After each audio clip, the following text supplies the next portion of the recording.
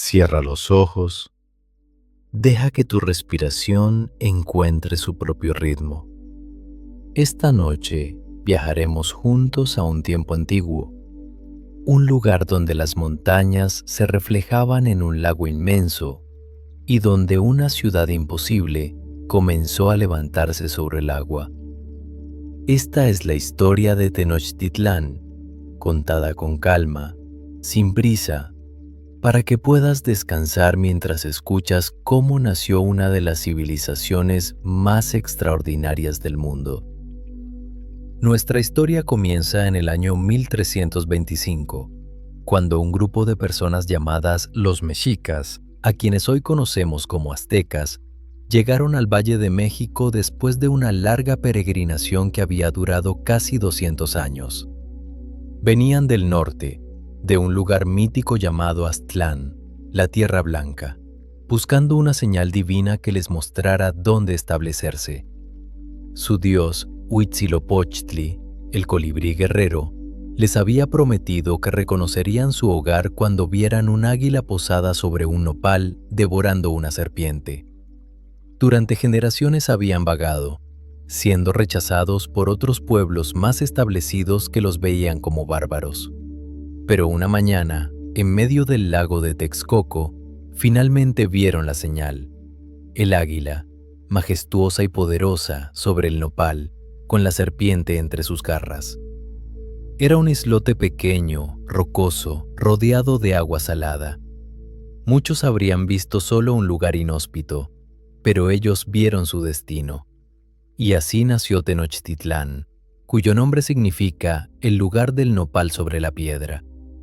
Aquel islote, que parecía tan poco prometedor, se convertiría en una de las ciudades más grandes y hermosas del mundo antiguo, una metrópoli que rivalizaría con las capitales europeas de su tiempo.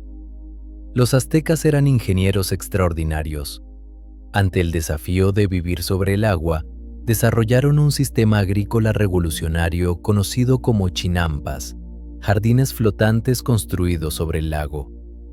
Tejían esteras de juncos y las llenaban con lodo y vegetación del fondo del lago, creando islas artificiales increíblemente fértiles que podían producir hasta 7 cosechas al año. Estas chinampas no solo alimentarían a la ciudad, sino que la harían prosperar. El lago de Texcoco era en realidad un sistema de 5 lagos interconectados que se extendían por todo el valle. Sus aguas variaban desde dulces hasta salobres, y los aztecas aprendieron a navegar y controlar este complejo ecosistema acuático. Construyeron canales, acequias y compuertas para regular el flujo del agua, transformando lo que podría haber sido una amenaza constante en la base de su poder. Para conectar su ciudad-isla con tierra firme, los aztecas construyeron 3 calzadas principales que se extendían hacia el norte, sur y oeste, atravesando las aguas del lago como serpientes de piedra. Estas calzadas no eran simples caminos, eran obras maestras de ingeniería, lo suficientemente anchas para que pasaran 8 personas lado a lado, con puentes levadizos que podían cerrarse para defender la ciudad de invasores. La ciudad creció con una planificación meticulosa. En su centro se alzaba el Templo Mayor, una pirámide doble dedicada a Huitzilopochtli y Tlaloc, el dios de la lluvia. Esta estructura sagrada no se construyó una sola vez, sino que fue ampliada 7 veces a lo largo de los años, cada nueva capa enterrando la anterior, como capas de tiempo solidificado. Cada expansión marcaba una victoria militar, una manera de que el imperio dejara constancia de su creciente poder. Cuando los conquistadores españoles llegaron en 1519 y vieron Tenochtitlán por primera vez, quedaron asombrados. La ciudad tenía aproximadamente 200,000 habitantes, lo que la hacía más grande que cualquier ciudad europea de la época, incluyendo París, Roma o Sevilla. Bernal Díaz del Castillo, uno de los soldados de Cortés, escribió que parecía como si hubieran entrado en un sueño, preguntándose si aquellas torres, templos y edificios que se alzaban del agua eran reales. La vida en Tenochtitlán fluía al ritmo del agua y el sol. Cada mañana, la ciudad despertaba con el sonido de las canoas deslizándose por los canales, llevando flores, vegetales frescos y todo tipo de mercancías. El sistema de canales de la ciudad era tan extenso y complejo que se le comparaba con Venecia, con la diferencia de que Tenochtitlán había sido diseñada desde cero para existir en armonía con el agua. Para resolver el problema del agua dulce, pues el lago de Texcoco era salado, los aztecas construyeron un acueducto monumental desde los manantiales de Chapultepec, a casi 5 kilómetros de distancia. Esta obra maestra de ingeniería consistía en 2 canales paralelos de piedra y argamasa. Mientras uno suministraba agua a la ciudad, el otro podía limpiarse y mantenerse. El agua fluía elevada sobre la superficie del lago, sostenida por arcos, hasta llegar a fuentes públicas distribuidas por toda la ciudad donde los habitantes podían recogerla gratuitamente. En el corazón de Tenochtitlán palpitaba el Tlatelolco, el mercado más grande de todo Mesoamérica. Cada 5 días, este espacio enorme se llenaba con entre 40,000 y 60,000 personas que venían a comerciar. Los españoles que lo visitaron quedaron maravillados por su organización. Cada tipo de mercancía tenía su propia sección perfectamente ordenada. Aquí se encontraba plumas de quetzal que valían más que el oro, cacao que servía como moneda, jade pulido, obsidiana afilada como navajas, pieles de jaguar, miel de maguey y productos de lugares tan lejanos que tomaba meses llegar a ellos. Los aztecas no usaban monedas como las conocemos hoy. Su economía se basaba en el trueque y en ciertos productos que funcionaban como dinero. Las semillas de cacao eran tan valiosas que 100 semillas podían comprar un esclavo, mientras que con 10 semillas podías comprar un conejo. También usaban pequeñas hachas de cobre, mantas de algodón llamadas cuachtli y plumas de aves exóticas como medios de intercambio. La sociedad azteca estaba cuidadosamente organizada en una jerarquía donde cada persona conocía su lugar. En la cima se encontraba el Tlatoani, que significa el que habla, el emperador que era considerado representante de los dioses en la tierra. Bajo él estaban los nobles o pipiltín, después los comerciantes llamados pochtecas, que viajaban por todo el imperio, luego los artesanos especializados, los agricultores libres y finalmente los esclavos, aunque vale la pena notar que la esclavitud azteca era muy diferente a la europea. Los esclavos podían comprar su libertad, sus hijos nacían libres y no podían ser vendidos sin su consentimiento. La educación era obligatoria para todos los niños aztecas, tanto niños como niñas, algo extraordinariamente avanzado para su época.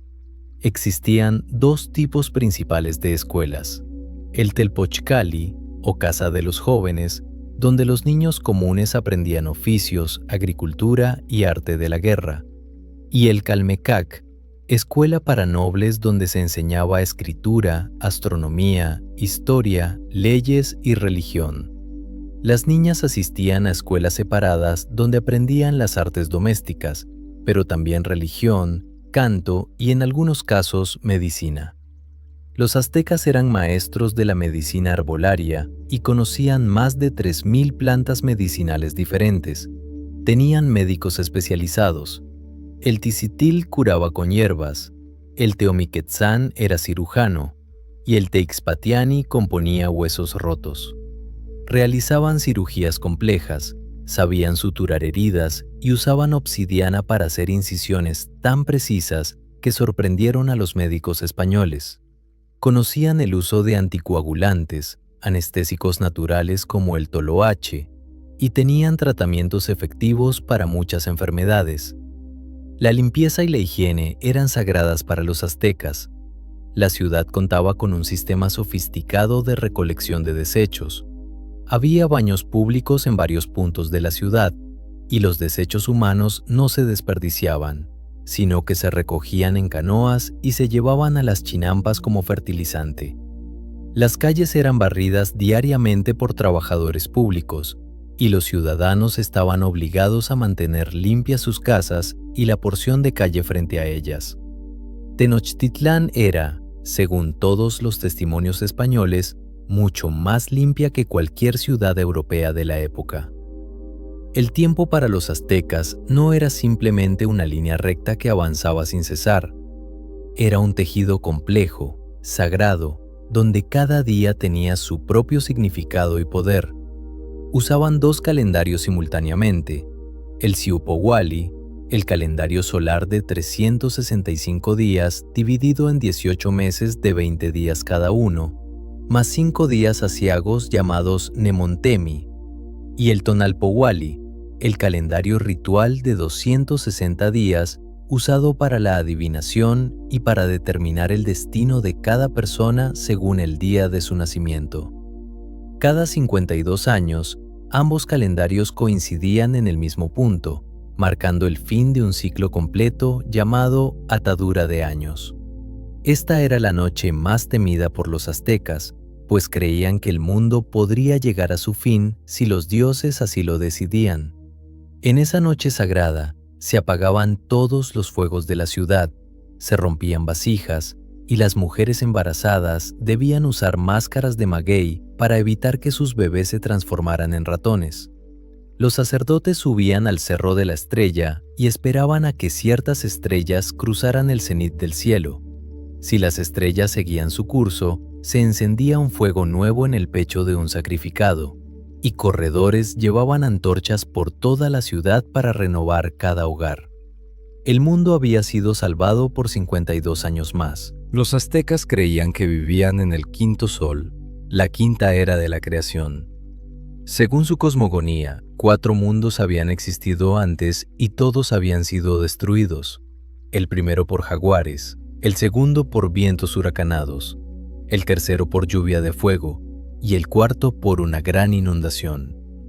El mundo actual, gobernado por el sol Tonatiuh, estaba destinado a ser destruido por terremotos. Para retrasar este destino inevitable, los dioses necesitaban ser alimentados con la energía más preciosa, el Chalchihuatl, la agua preciosa, la sangre humana. El templo mayor no era simplemente un edificio religioso, era el Axis Mundi, el centro del universo azteca. Con sus 60 metros de altura, dominaba todo el paisaje urbano. Sus 2 santuarios gemelos en la cúspide representaban 2 montañas sagradas, el Tonacatépetl, la montaña del sustento donde nacía Tlaloc, y el Coatepec, donde Huitzilopochtli había nacido completamente armado para la guerra. Cada piedra, cada escalón, cada elemento decorativo tenía un significado cosmológico preciso. La escritura azteca era un sistema complejo que combinaba pictogramas e ideogramas. Aunque no tenían un alfabeto fonético completo como el nuestro, sus escribas llamados tlacuilos podían registrar desde eventos históricos hasta tratados de astronomía y poesía en libros de papel amate o piel de venado llamados códices. Desafortunadamente, los conquistadores españoles destruyeron la mayoría de estos libros considerándolos obras paganas, y hoy solo sobreviven menos de 20 códices prehispánicos auténticos. Los pochtecas, los comerciantes de larga distancia, eran mucho más que simples mercaderes.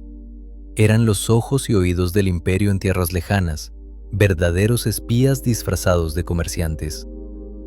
Viajaban en caravanas organizadas, a veces durante meses, hasta las costas del Golfo de México, las tierras mayas del sur o las áridas regiones del norte. Traían productos exóticos, pero también información crucial sobre otros pueblos, sus fortalezas militares, sus recursos. Tenían su propio dios, Yacatecutli, el señor de la nariz, y su propio barrio en Tlatelolco. A pesar de su riqueza, debían mostrar humildad en público para no despertar la envidia de los nobles. El juego de pelota, llamado Tlachli o Yamalistli, era más que un deporte. Era un ritual cósmico que recreaba la batalla entre la luz y la oscuridad. Se jugaban canchas en forma de I con una pelota de hule sólido que pesaba hasta 4 kilos y podía romperte un hueso si te golpeaba. Los jugadores no podían usar las manos, solo caderas, muslos, codos y rodillas, y debían pasar la pelota por un anillo de piedra colocado verticalmente en las paredes laterales. Lograr esta hazaña era tan difícil que cuando alguien lo conseguía, según algunas fuentes, podía reclamar la ropa y joyas de todos los espectadores, quienes huían del estadio intentando escapar. El chocolate, o zocoatl como lo llamaban los aztecas, era la bebida de la élite, reservada para nobles, guerreros y comerciantes.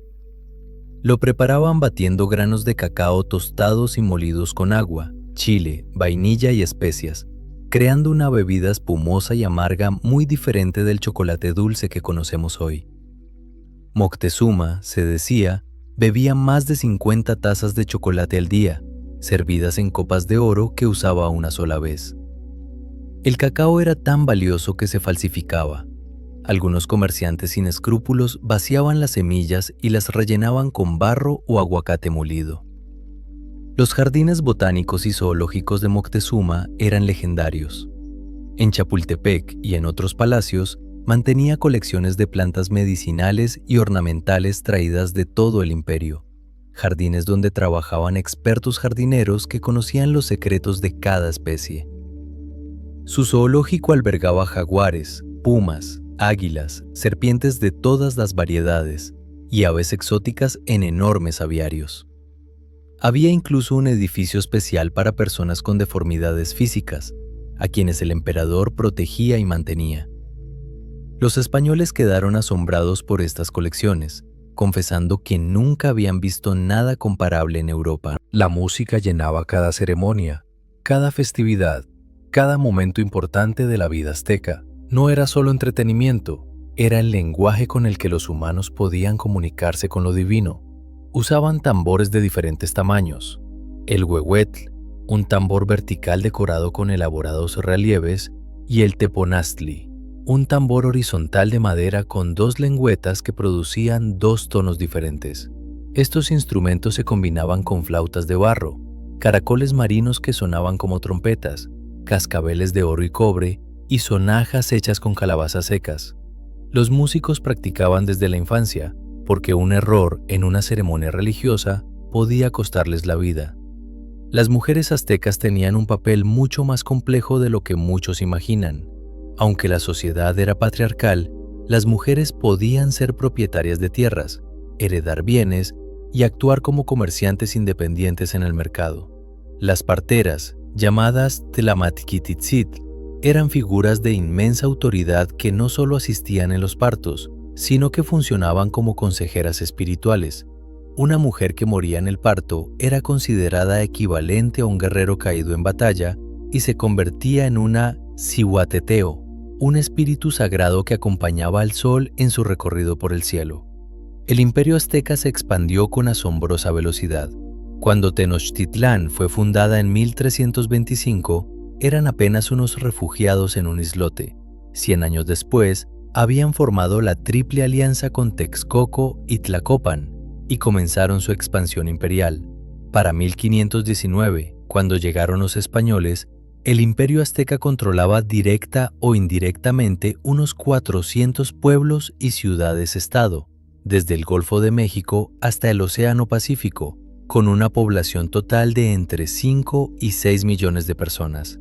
Solo unos pocos pueblos resistieron su dominio, notablemente los purépechas de Michoacán y los eternos enemigos, los tlaxcaltecas. El sistema tributario era la columna vertebral del imperio. Los pueblos conquistados debían enviar tributo a Tenochtitlán cada 6 meses, maíz, frijoles, chile, cacao, mantas de algodón, plumas preciosas, jade, turquesa, copal para incienso y guerreros para las campañas militares. Todo estaba meticulosamente registrado en la matrícula de tributos, un códice donde escribas especializados dibujaban cada producto y su cantidad con precisión matemática. No era un sistema arbitrario, cada región tributaba según sus recursos naturales y capacidades. Las ciudades costeras enviaban pescado seco y conchas, las regiones cálidas enviaban algodón y cacao, las zonas montañosas enviaban madera y pieles. Los guerreros águila y guerreros jaguar eran las élites militares del ejército azteca, órdenes militares que solo los más valientes y hábiles podían integrar. Para entrar a estas órdenes, un guerrero debía capturar al menos 4 enemigos en batalla. Los guerreros águila vestían trajes de plumas que los hacían parecer águilas gigantes, mientras que los guerreros jaguar usaban pieles completas de jaguar, incluyendo la cabeza como casco. Luchaban con la macuahuitl, una espada de madera con filos de obsidiana incrustados tan afilados que podían decapitar a un caballo de un solo golpe. La astronomía azteca era extraordinariamente precisa. Sin telescopios ni instrumentos modernos, habían calculado el año solar con una exactitud de 365,2420 días, apenas 0,0002 días diferente del cálculo moderno. Observaban Venus con particular interés, registrando sus ciclos con precisión y asociándolo con Quetzalcóatl, la serpiente emplumada. Podían predecir eclipses solares y lunares, entendían el movimiento de las estrellas y habían identificado constelaciones propias. En la cima del Templo Mayor, los sacerdotes astrónomos observaban el cielo noche tras noche, porque el movimiento de los astros dictaba el momento adecuado para sembrar, para guerrear, para celebrar ceremonias. Las festividades aztecas llenaban el año con color, música y significado. Cada uno de los 18 meses tenía su propia celebración dedicada a diferentes dioses. Una de las más importantes era Toxcatl, donde durante un año entero, un joven perfectamente hermoso era tratado como la encarnación viviente del dios Tezcatlipoca. Vivía como un príncipe, vestía las mejores ropas, tocaba la flauta por las calles y la gente se inclinaba a su paso. Le daban 4 esposas que representaban a las diosas. Al final del año, en el día de la ceremonia, el joven subía los escalones del templo rompiendo una flauta en cada escalón, y en la cima se reunía con su destino divino. La arquitectura de Tenochtitlán reflejaba una planificación urbana sofisticada. La ciudad estaba dividida en 4 campan, o grandes distritos, que a su vez se subdividían en barrios más pequeños llamados calpulli. Cada calpulli tenía su propio templo, escuela y administración. Las casas de los nobles eran construcciones de 2 pisos con patios interiores, jardines y baños de vapor llamados temazcalli, mientras que las casas comunes eran más sencillas pero bien construidas con adobe o piedra volcánica, techos de paja o madera y siempre con su propio altar doméstico. Las calles se cruzaban en ángulos rectos, formando una cuadrícula ordenada que facilitaba el movimiento y el comercio. La poesía era considerada flor y canto, la expresión más elevada del espíritu humano. Los aztecas creían que la poesía era la única manera en que los humanos podían expresar verdades profundas sobre la existencia, la fugacidad de la vida y la naturaleza de lo divino. Grandes poetas como Nezahualcóyotl, el rey filósofo de Texcoco, componían versos melancólicos sobre la brevedad de la vida. ¿Acaso de verdad se vive en la tierra? No para siempre en la tierra, solo un poco aquí. La poesía se recitaba en banquetes, se cantaba acompañada de tambores y se preservaba en la memoria de recitadores profesionales que la transmitían de generación en generación. El náhuatl, la lengua de los aztecas, era un idioma rico en metáforas y expresiones poéticas. No decían simplemente ciudad, sino Altepetl, que significa agua-montaña, evocando los 2 elementos esenciales de cualquier asentamiento. Para decir guerra, usaban Atl-Tlachinoyi, agua-fuego, la unión de opuestos. La verdad era Neltilistli, el estado de estar bien enraizado. Cada palabra era una pequeña imagen, un concepto que abarcaba mucho más que su traducción literal. Más de 1.500.000 personas hablan náhuatl en México hoy en día, manteniendo viva esta lengua ancestral. La obsidiana era el material más preciado para herramientas y armas. Extraída de minas volcánicas, especialmente de Pachuca, esta roca volcánea vítrea podía tallarse para crear filos más afilados que el acero moderno. Los maestros artesanos llamados toltecas, no confundir con la civilización tolteca, Podían crear navajas de obsidiana de un filo molecular, tan delgadas que eran casi translúcidas. Con obsidiana fabricaban puntas de lanza, cuchillos ceremoniales, navajas de afeitar, espejos pulidos que reflejaban como cristal oscuro e incluso joyas. La obsidiana verde, la más rara, era reservada para la más alta nobleza. Los baños de vapor o temazcalli eran instituciones fundamentales de la vida azteca, combinando higiene, medicina y ritual. Estas pequeñas construcciones de piedra y adobe, con techos bajos y abovedados, se calentaban con piedras volcánicas ardientes sobre las que se vertía agua con hierbas medicinales. Los aztecas entraban al temazcal para purificarse, curar enfermedades, aliviar dolores musculares, y las mujeres embarazadas lo usaban antes y después del parto. Era también un espacio social donde se compartían historias y consejos. Cada familia de posición media o alta tenía su propio temazcal, y había temazcales públicos para quienes no podían permitirse uno privado. La alimentación azteca era sorprendentemente variada y nutritiva.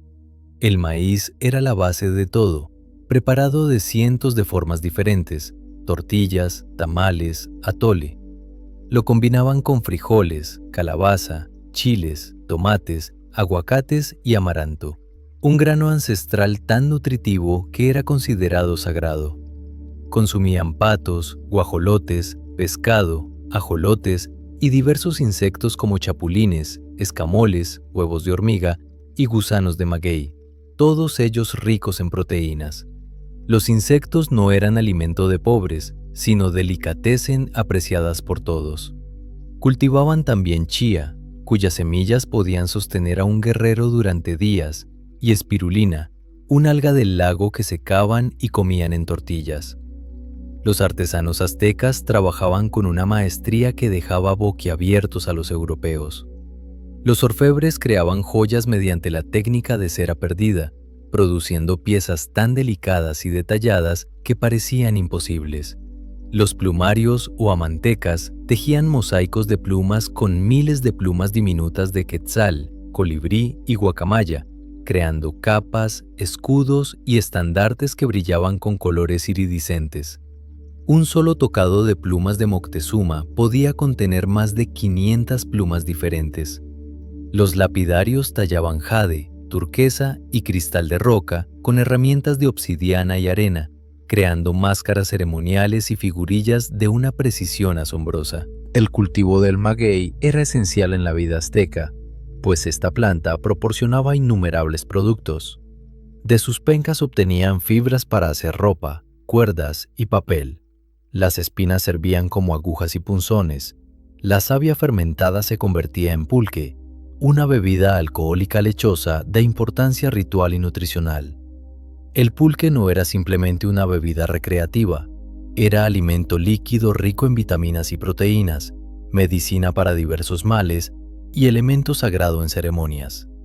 Los ancianos podían beberlo libremente, pero los jóvenes solo en ocasiones especiales, pues la embriaguez pública era castigada severamente, incluso con la muerte en casos de reincidencia.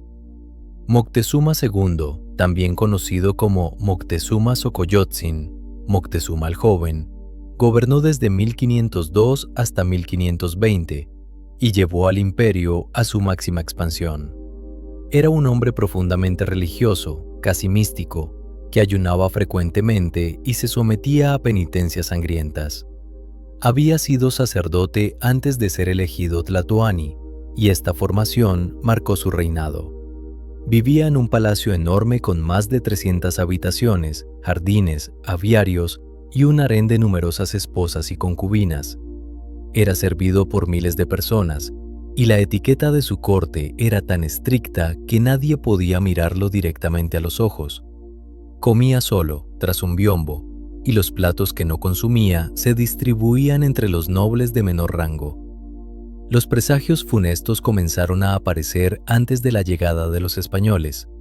Según las crónicas, un cometa apareció en el cielo diurno. El templo de Huitzilopochtli ardió espontáneamente sin que pudiera apagarse el fuego. Cayó un rayo sobre el templo de Xiuhtecutli sin que hubiera tormenta. El lago hirvió súbitamente lanzando espuma. Se escuchaban llantos de mujer en la noche diciendo: «Oh, hijos míos, ya nos perdimos». Y pescadores capturaron un ave extraña con un espejo en la cabeza, donde Moctezuma vio visiones de hombres barbudos montando ciervos gigantes. Estos presagios, reales o añadidos después por los cronistas, crearon una atmósfera de fatalidad que pesaba sobre el imperio cuando los extranjeros llegaron a sus costas. En abril de 1519, las costas del Golfo de México vieron algo nunca antes contemplado: enormes casas flotantes con alas blancas como nubes. Eran los barcos de Hernán Cortés, trayendo 508 soldados, 16 caballos, algunos cañones y un destino que cambiaría dos mundos para siempre. Los totonacas de la costa enviaron mensajeros corriendo a Tenochtitlán con la noticia. Los tlacuilos dibujaron lo que los mensajeros describían: hombres con rostros pálidos cubiertos de pelo, vestidos con metal brillante, montando criaturas enormes que parecían venados gigantes sin cornamenta. Moctezuma recibió estas noticias en su palacio y su corazón se turbó. La leyenda de Quetzalcóatl pesaba sobre la mente del emperador.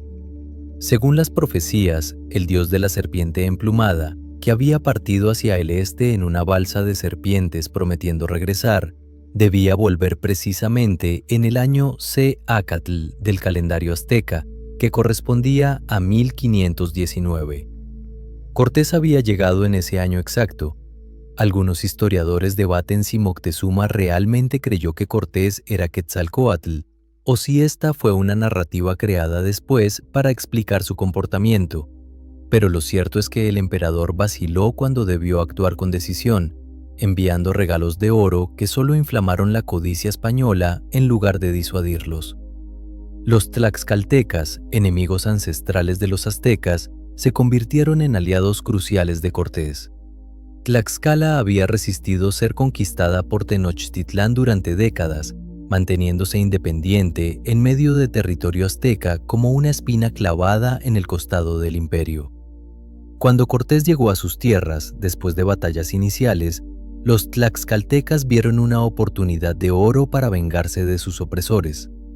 Miles de guerreros tlaxcaltecas se unieron a los españoles, y sin ellos, la conquista habría sido imposible. No fue una conquista española de México, sino una guerra civil mesoamericana donde los españoles fueron catalizadores. La Malinche, también conocida como Malintzin o Doña Marina, fue una mujer indígena que se convirtió en intérprete, consejera y amante de Cortés. Nacida noble, había sido vendida como esclava y entregada a los españoles como parte de un tributo. Hablaba náhuatl y maya y aprendió español rápidamente. Su papel fue crucial. No solo traducía palabras, sino contextos culturales, advertía a Cortés sobre trampas y traiciones y le ayudaba a navegar la compleja política mesoamericana. Para algunos es traidora, para otros sobreviviente, pero sin duda fue una de las figuras más influyentes en la caída de Tenochtitlán. El término malinchista en México aún significa traidor a la patria. En noviembre de 1519, Cortés y sus aliados entraron en Tenochtitlán. Moctezuma los recibió pacíficamente, cometiendo lo que sería su error fatal. Los españoles quedaron atónitos ante la grandeza de la ciudad. Las calzadas perfectamente rectas sobre el agua, los palacios de piedra con jardines en las azoteas, el mercado de Tlatelolco más grande que cualquier plaza europea, los templos imponentes cubiertos de estuco brillante y pintados de colores vivos. Bernal Díaz del Castillo escribió que parecía sacado de las aventuras de Amadís de Gaula, un libro de caballería fantástico. Algunos soldados se preguntaban si estarían soñando. Cortés, en un movimiento audaz que sorprendió incluso a sus propios hombres, tomó prisionero a Moctezuma en su propio palacio, usando como pretexto un ataque previo contra españoles en la costa. El emperador, increíblemente, aceptó ser llevado al cuartel español, confiando quizás en que su autoridad divina lo protegería, o quizás paralizado por augurios y profecías. Durante meses, Moctezuma gobernó como prisionero. apareciendo ante su pueblo pero claramente bajo control español. Los nobles aztecas observaban con creciente furia y humillación esta situación incomprensible. La masacre del Templo Mayor en mayo de 1520 encendió la chispa de la rebelión. Durante la festividad de Toxcatl, con Cortés ausente enfrentando una expedición rival española en la costa, su segundo al mando, Pedro de Alvarado, ordenó atacar a los nobles aztecas que celebraban desarmados en el patio del templo. Las razones nunca quedaron claras. Alvarado afirmó prevenir un levantamiento, pero muchos creen que fue para robar las joyas de oro que portaban los nobles. Cientos de la élite azteca fueron masacrados, sus cuerpos desmembrados, su sangre cubriendo el patio sagrado. La ciudad explotó en furia. Ya no habría paz. La noche triste del 30 de junio de 1520 fue cuando Tenochtitlan mostró su poder. Los aztecas, ahora liderados por Cuitláhuac tras la muerte misteriosa de Moctezuma durante el asedio, atacaron a los españoles mientras intentaban huir de la ciudad bajo la oscuridad. Las calzadas se convirtieron en trampas mortales. Miles de guerreros en canoas atacaban desde el agua, las secciones de puente habían sido removidas y los españoles sobrecargados con oro robado se ahogaban en el lago. Cortés perdió más de 600 soldados españoles y miles de aliados tlaxcaltecas esa noche. Se dice que lloró bajo un ahuehuete en la huida y que el árbol aún existe en Popotla. Pero sobrevivió y juró regresar. Después de la noche triste, los aztecas tuvieron meses para prepararse y fortalecer su ciudad. Cuitláhuac, el nuevo Tlatoani, reorganizó las defensas, reparó las calzadas, almacenó provisiones y unió a los pueblos cercanos contra el invasor. Pero entonces llegó un enemigo invisible, más letal que cualquier ejército: la viruela. Esta enfermedad europea, para la cual los indígenas no tenían inmunidad alguna, se extendió como fuego por la ciudad. Las personas caían por miles, sus cuerpos cubiertos de pústulas, las calles se llenaban de cadáveres que nadie tenía fuerzas para enterrar. Cuitláhuac mismo murió de viruela después de solo 80 días de gobierno. La epidemia mató a casi la mitad de la población de Tenochtitlan antes de que comenzara el asedio final. Cuauhtémoc, cuyo nombre significa águila que desciende, se convirtió en el último tlatoani de Tenochtitlan a los 25 años. Era sobrino de Moctezuma, joven, valiente y determinado a luchar hasta el final. Mientras la viruela devastaba la ciudad y Cortés construía bergantines para atacar desde el lago, Cuauhtémoc preparó a su pueblo para una resistencia que se convertiría en leyenda. Fortificó cada calle, cada canal, cada edificio. Sabía que la batalla estaba perdida, pero eligió el honor sobre la rendición. Cortés, refugiado en Tlaxcala, pasó meses preparando su regreso. Su estrategia fue brillante y cruel. Construyó 13 bergantines, barcos pequeños que podían desarmarse, transportarse por tierra en piezas y reensamblarse en el lago de Texcoco. Estos bergantines, armados con cañones y tripulados por españoles, le darían control sobre el lago y cortarían las líneas de suministro de la ciudad-isla. Miles de trabajadores tlaxcaltecas cortaron árboles, serraron madera y cargaron las piezas en una procesión que tardó semanas en llegar a Texcoco. El asedio de Tenochtitlán comenzó en mayo de 1521 y duró 75 días. No fue una batalla, fue un estrangulamiento lento y metódico. Cortés cortó las 3 calzadas, destruyó el acueducto de Chapultepec dejando a la ciudad sin agua dulce, y bloqueó con sus bergantines cada canoa que intentaba traer comida. La ciudad quedó sitiada, aislada en medio del lago. Los españoles y sus miles de aliados indígenas avanzaban casa por casa, rellenando cada canal que capturaban para que sus caballos pudieran moverse, destruyendo sistemáticamente la ciudad que tanto habían admirado. La resistencia azteca fue feroz más allá de toda lógica. Hambrientos, sedientos, enfermos, los guerreros de Cuauhtémoc luchaban en cada calle, en cada edificio, en cada puente. Las mujeres arrojaban piedras desde las azoteas, los ancianos ayudaban a construir barricadas, comían cortezas de árboles, hierbas del lago, cuero hervido, cualquier cosa para sobrevivir. Los españoles ofrecieron rendición honorable múltiples veces, pero Cuauhtémoc rechazaba cada oferta. ¿Acaso me ves acostado en un lecho de rosas?, respondió cuando le pidieron que se rindiera. Los sacrificios continuaron incluso durante el asedio. Los aztecas capturaban españoles y aliados tlaxcaltecas cuando podían, y los sacrificaban en los templos que aún controlaban, sus cuerpos rodando por las escaleras ensangrentadas. Desde los bergantines, los españoles podían escuchar los tambores del templo y ver el humo del copal, sabiendo qué significaba. Esto aterrorizaba a los tlaxcaltecas, porque reconocían las ceremonias, pero también endurecía su determinación de destruir el poder azteca para siempre. El 13 de agosto de 1521, en el barrio de Tlatelolco, la última resistencia colapsó. Los aztecas sobrevivientes, demacrados, enfermos, sin armas ni comida, ya no podían sostener la defensa.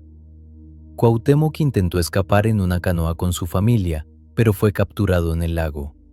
Lo llevaron ante Cortés, y el joven emperador, con dignidad inquebrantable, señaló el puñal en el cinto del conquistador y dijo: «He hecho todo lo posible por defender mi ciudad. Ya que no lo logré, toma ese puñal que traes en la cintura y mátame con él». Cortés no lo mató en ese momento, pero lo mantendría prisionero durante años, torturándolo para que revelara dónde estaba el tesoro de Moctezuma. La caída de Tenochtitlán fue catastrófica. De los 200,000 habitantes que tenía la ciudad al comienzo del asedio, se estima que murieron más de 100,000 durante los 75 días de lucha y hambruna. Las calles estaban cubiertas de cadáveres, el agua del lago contaminada con cuerpos en descomposición, los templos destruidos, los palacios quemados. Los españoles tuvieron que retirarse por días porque el hedor de la muerte era insoportable. La ciudad más hermosa de Mesoamérica había sido reducida a ruinas humeantes. Los cronistas indígenas que sobrevivieron dejaron testimonios desgarradores. En el códice conocido como La Visión de los Vencidos, un poeta azteca escribió: «Los caminos están sembrados de dardos rotos, los cabellos están esparcidos. Destechadas están las casas, enrojecidos tienen sus muros. Por los caminos yacen dardos rotos, los cabellos están esparcidos. Hemos comido palos de colorín, hemos masticado grama salitrosa, piedras de adobe, lagartijas, ratones, tierra en polvo, gusanos». Era el lamento de un mundo que moría, el fin de una era. Sobre las ruinas de Tenochtitlán, los españoles construyeron la Ciudad de México, usando las mismas piedras de los templos derribados para levantar iglesias católicas. La Catedral Metropolitana se edificó directamente sobre el Templo Mayor, un acto simbólico de dominación religiosa. Pero bajo las calles coloniales, bajo las plazas y edificios, las ruinas aztecas permanecieron ocultas durante siglos, esperando. El pasado no muere fácilmente cuando está construido en piedra. Cuauhtémoc fue ejecutado en 1525, 4 años después de la caída de Tenochtitlán. Cortés, en una expedición a Honduras y temiendo una rebelión, lo acusó de conspiración sin pruebas reales y lo mandó a ahorcar junto con otros nobles aztecas. Cuauhtémoc enfrentó la muerte con la misma dignidad con que había enfrentado todo lo demás. Antes de morir, reprochó a otro noble que lloraba: «¿Acaso no sabías que así tenía que morir?». Su muerte marcó el fin definitivo de la dinastía mexica. Hoy es recordado como un héroe nacional en México, símbolo de resistencia y dignidad. El lago de Texcoco comenzó a desaparecer casi inmediatamente después de la conquista. Los españoles, acostumbrados a ciudades europeas en tierra firme, veían el agua como un problema a resolver en lugar de un recurso a administrar. Durante los siglos coloniales y especialmente en el siglo XX, el lago fue drenado sistemáticamente para crear más terreno urbano y controlar inundaciones. Las chinampas fueron secadas, los canales rellenados, las zonas pantanosas convertidas en avenidas. Hoy, de los 5 grandes lagos que cubrían el Valle de México, queda apenas un fragmento en Xochimilco, donde aún flotan algunas chinampas turísticas, últimos vestigios de aquel imperio lacustre. Muchos elementos de la cultura azteca sobrevivieron transformándose y mezclándose con lo español, creando el mestizaje cultural que define a México. La Virgen de Guadalupe apareció según la tradición en 1531 en el Cerro del Tepeyac, exactamente donde antes se veneraba a Tonantzin, la diosa madre azteca. Los indígenas adoptaron el catolicismo, pero lo llenaron de sus propios símbolos y significados. Las festividades del Día de Muertos combinan rituales prehispánicos de honrar a los ancestros con fechas católicas. La cocina mexicana es fundamentalmente azteca en su base: maíz, frijol, chile, tomate, aguacate, chocolate, todo herencia del antiguo imperio. La lengua náhuatl dejó una huella imborrable no solo en México, sino en el mundo entero. Palabras como chocolate, chocolatl, tomate, tomatl, aguacate, aguacatl, chile, chili, coyote, coyotl y muchas más pasaron al español y de ahí a otros idiomas. Los nombres de lugares mexicanos siguen siendo náhuatl: Chapultepec, Cerro del Chapulín; Popocatépetl, montaña que humea; Iztaccíhuatl, mujer blanca. México mismo viene de Mexico. Cada vez que alguien en el mundo dice chocolate, está hablando náhuatl sin saberlo. Los códices que sobrevivieron a la destrucción española son tesoros invaluables. Fray Bernardino de Sahagún, un fraile franciscano, pasó décadas trabajando con ancianos indígenas para documentar la cultura, historia, religión y vida cotidiana azteca en su monumental obra Historia General de las Cosas de la Nueva España, también conocida como Códice Florentino. Sin su trabajo, mucho del conocimiento que tenemos sobre los aztecas se habría perdido para siempre. Otros frailes como Diego Durán también recopilaron información, a veces con genuino respeto por la cultura que documentaban. El Templo Mayor permaneció enterrado y olvidado hasta 1978, cuando trabajadores de la compañía eléctrica que cavaban cerca de la catedral encontraron accidentalmente un enorme disco de piedra, la Coyolxauhqui, la diosa lunar desmembrada por Huitzilopochtli. Este descubrimiento casual inició una de las excavaciones arqueológicas más importantes de México. Bajo metros de construcciones coloniales y modernas, apareció el corazón ceremonial de Tenochtitlán, con sus ofrendas intactas: cuchillos de obsidiana, máscaras de turquesa, esqueletos de jaguares, conchas del Pacífico, cráneos humanos. Era como abrir una cápsula del tiempo que había permanecido sellada por 450 años. Las enfermedades europeas continuaron devastando a la población indígena durante todo el siglo XVI. No solo viruela, sino también sarampión, tifus y influenza arrasaron con comunidades enteras que no tenían defensas inmunológicas. Se estima que la población del centro de México, que era de aproximadamente 25 millones antes de la conquista, se redujo a solo 1 millón para el año 1600. Fue una catástrofe demográfica de proporciones casi inimaginables, una pérdida del 96% de la población en menos de 100 años. Pueblos enteros desaparecieron, lenguas se extinguieron, conocimientos ancestrales murieron con los ancianos que los guardaban. Sin embargo, los pueblos indígenas no desaparecieron.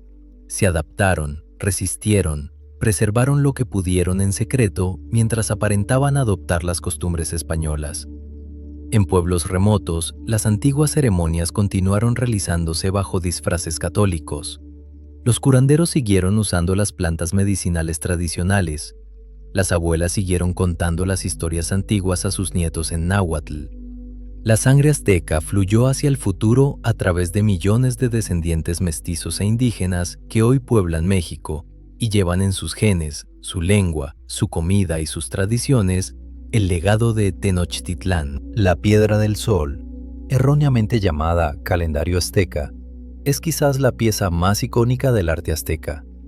Este monolito circular de 24 toneladas y casi 4 metros de diámetro fue descubierto en 1790 enterrado bajo la Plaza Mayor de Ciudad de México. En su superficie, tallada con precisión asombrosa, se encuentra la cosmogonía azteca completa. En el centro, el rostro de Tonatiuh, el quinto sol, rodeado por los símbolos de los 4 soles anteriores que fueron destruidos. Los anillos concéntricos muestran los días del mes, los símbolos de los años y serpientes de fuego que representan el tiempo mismo. No era un calendario funcional, sino un monumento religioso que encapsulaba toda su visión del universo. La obsidiana verde de Pachuca era tan rara y preciosa que solo los más altos nobles podían poseerla. A diferencia de la obsidiana negra común, esta variedad de color verde translúcido solo se encontraba en ciertas minas específicas. Los aztecas creían que tenía propiedades mágicas y curativas. Los espejos hechos de obsidiana verde pulida se usaban en ceremonias de adivinación, donde los sacerdotes afirmaban poder ver el futuro en sus superficies oscuras y brillantes. Algunos de estos espejos llegaron a Europa como botín de guerra y fascinaron tanto que aparecen en pinturas renacentistas. El juego de voladores de Papantla, aunque asociado más con los totonacas, también se practicaba en el mundo azteca y continúa realizándose hoy. 4 hombres se atan con cuerdas a un poste de 30 metros de altura y se lanzan al vacío, girando en espiral hacia el suelo mientras un quinto hombre toca la flauta y el tambor en la cúspide. Cada volador da 13 vueltas. 4 voladores hacen 52 vueltas en total, representando el ciclo de 52 años del calendario azteca. Es una ceremonia, un ritual de fertilidad pidiendo lluvia, disfrazado hoy como espectáculo turístico pero manteniendo su significado sagrado original. Los aztecas practicaban la guerra florida o Xochillaoyotl, batallas rituales pactadas con ciudades enemigas como Tlaxcala, donde el objetivo principal no era conquistar territorio, sino capturar prisioneros para el sacrificio. Estas guerras tenían reglas específicas. Se pactaba el lugar, la fecha, y ambos bandos enviaban contingentes similares. Era entrenamiento militar, pero también necesidad religiosa. Los guerreros más valientes buscaban estas batallas para capturar enemigos y así ascender en la jerarquía social. Era un tipo de guerra que los españoles, acostumbrados a luchar para matar y conquistar, no pudieron comprender. El amaranto o huautli era un grano sagrado para los aztecas, tan importante como el maíz. Lo usaban para hacer tzoali, figuras ceremoniales de los dioses mezclando amaranto con miel de maguey, que luego eran sacrificadas y comidas en rituales. Los españoles prohibieron el cultivo del amaranto porque lo asociaban con rituales paganos y casi desapareció. Hoy ha resurgido, reconocido como un superalimento extraordinariamente nutritivo, con más proteínas que el trigo y todos los aminoácidos esenciales. Las alegrías, dulces mexicanos de amaranto y miel, son descendientes directos de aquellos tzoali sagrados. La red de caminos del Imperio Azteca era impresionante. Miles de kilómetros de calzadas conectaban Tenochtitlán con cada rincón del imperio. Aunque no usaban la rueda para transporte ni tenían caballos, mantenían un sistema de mensajeros llamados painani, que corrían en relevos llevando noticias, tributos y mensajes. Estaciones cada cierto tramo permitían que los corredores descansaran mientras otros tomaban el mensaje. Podían llevar noticias desde la costa del Golfo hasta Tenochtitlán, más de 300 kilómetros, en menos de 24 horas. Moctezuma podía desayunar pescado fresco del océano gracias a estos corredores. Los tlacuilos, los escribas pintores, eran profesionales altamente entrenados que aprendían su oficio desde niños en el Calmecac. No solo pintaban códices, sino que eran historiadores, contadores y artistas. Cada símbolo que dibujaban seguía convenciones estrictas. El agua siempre se representaba con olas y caracoles, el fuego con volutas amarillas y rojas, el habla con pequeñas volutas saliendo de la boca. Podían registrar cantidades exactas, fechas precisas y narrativas complejas. Después de la conquista, Estos tlacuilos fueron invaluables para los españoles, creando documentos legales, mapas y registros que mezclaban el estilo prehispánico con el alfabeto latino. El quianquistli o mercado no era solo un lugar de comercio, sino el corazón social de cada comunidad azteca. Había jueces especiales llamados tianquispantlayacanqui, que resolvían disputas comerciales en el acto, verificaban pesos y medidas y castigaban a los comerciantes deshonestos. La primera vez que te atrapaban haciendo trampa, destruían públicamente tu mercancía. La segunda vez, podías ser ejecutado. Esta justicia rápida mantenía el comercio honesto y fluido. Los mercados tenían secciones tan específicas que había calles enteras dedicadas solo a joyeros, otras solo a vendedores de aves, otras a hierbas medicinales. Las danzas aztecas eran oraciones en movimiento, cada gesto cargado de significado. Los danzantes usaban penachos elaborados, cascabeles en los tobillos llamados ayoyotes, y se movían al ritmo de los tambores durante horas, a veces hasta el agotamiento. Estas danzas podían durar días enteros durante festividades importantes. No eran entretenimiento, sino obligaciones religiosas. Hoy, grupos de danzantes aztecas o concheros continúan estas tradiciones en el Zócalo de Ciudad de México y otros lugares, vistiendo trajes que evocan el pasado prehispánico, manteniendo viva una tradición de más de 500 años. El concepto azteca de la muerte era radicalmente diferente al europeo. No creían en un cielo o infierno basado en la moralidad de tus acciones, sino en la manera en que morías. Los guerreros caídos en batalla y las mujeres muertas en parto iban al paraíso oriental del sol, donde se convertían en colibríes y mariposas. Los ahogados y los fulminados por rayos iban al Tlalocan, el paraíso de Tlaloc, un lugar de eterna primavera con árboles frutales y abundancia. Los que morían de muerte común iban al Mictlán, el inframundo, donde debían viajar durante 4 años superando 9 niveles de pruebas antes de alcanzar el descanso final. Xochimilco, cuyo nombre significa lugar del campo de flores, es hoy patrimonio de la humanidad y el último vestigio vivo del sistema de chinampas azteca. Sus canales están bordeados por jardines flotantes que aún se cultivan usando técnicas prehispánicas. Los fines de semana, las trajineras coloridas llenan los canales con música de mariachi, comida y familia celebrando, una tradición que mezcla lo antiguo con lo moderno. Allí, entre las flores y el agua, aún puedes sentir un eco de lo que fue Tenochtitlán, aquella ciudad acuática que maravilló al mundo. El axolote, esa extraña criatura acuática endémica de Xochimilco, era sagrado para los aztecas. Lo llamaban perro de agua y lo asociaban con Xolotl, el dios de las transformaciones y las cosas deformes. Los aztecas lo comían como alimento y usaban su carne en medicinas. Hoy el axolote está en peligro crítico de extinción en su hábitat natural debido a la contaminación y la desaparición del lago, aunque sobrevive en acuarios de todo el mundo. Es un símbolo vivo del ecosistema único que los aztecas supieron mantener en equilibrio durante casi 200 años. La influencia azteca en el arte mexicano moderno es innegable.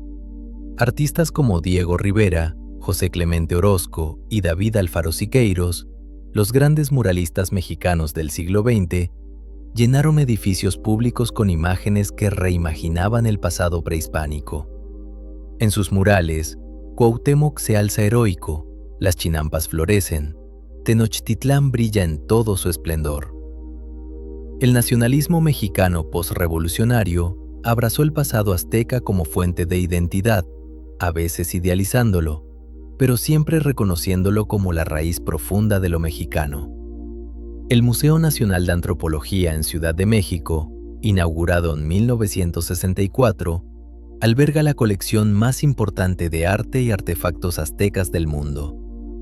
La Piedra del Sol domina la Sala Mexica, rodeada de esculturas monumentales, códices bajo cristal, máscaras de turquesa y la reconstrucción de una ofrenda del Templo Mayor. Millones de personas visitan cada año este museo, conectándose con un pasado que no está tan distante como parece. Cada máscara, cada obsidiana, cada pluma preservada es un mensaje de aquellos que vivieron hace 500 años. Los descendientes directos de los aztecas viven hoy principalmente en el centro de México. Muchos pueblos nahuas mantienen su lengua, sus tradiciones agrícolas, sus sistemas de gobierno comunitario basados en el antiguo Calpulli. En lugares como Milpa Alta, al sur de Ciudad de México, o en pueblos de Morelos y Puebla, aún se siembra usando conocimientos ancestrales, se celebran fiestas que mezclan lo católico con lo prehispánico, y los ancianos cuentan historias en náhuatl que se remontan siglos atrás. No son reliquias del pasado, son comunidades vivas adaptándose al presente sin perder su esencia. La genética moderna ha confirmado lo que la historia ya sabía. La gran mayoría de los mexicanos llevan sangre azteca en sus venas. Estudios de ADN muestran que aproximadamente el 80% de los mexicanos tienen ascendencia indígena significativa, principalmente nahua.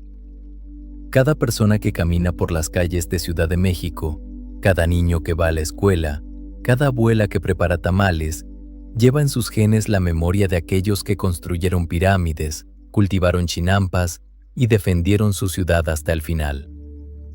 La conquista cambió todo, pero no borró a nadie.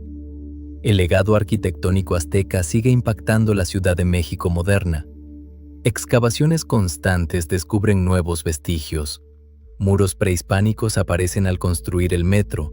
Ofrendas emergen al cavar cimientos de edificios nuevos. La ciudad moderna literalmente descansa sobre Tenochtitlan. Y el hundimiento paulatino de edificios coloniales y modernos es consecuencia directa de haber construido sobre un antiguo lago, un recordatorio constante de que intentar borrar el pasado tiene consecuencias. La tierra recuerda, incluso cuando los humanos olvidan. Y así llegamos al final de nuestro viaje por Tenochtitlan y el mundo azteca.